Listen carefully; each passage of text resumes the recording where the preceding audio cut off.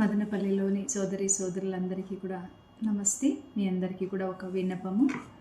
మన వెలుగు ప్రత్యేక పాఠశాలలు అలాగే వృద్ధాశ్రమంలో ప్రతి పూట దివ్యాంగులైనటువంటి వాళ్ళు 120 మంది ఉంటారు. అలాగే వృద్ధులు 50 మంది ఉంటారు.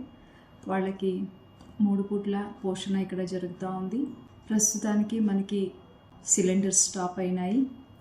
సో దానివల్ల మాకు వంట వండడానికి సిలిండర్స్ కొంచెం చాలా ఇబ్బందిగా అనిపిస్తూ ఉంది.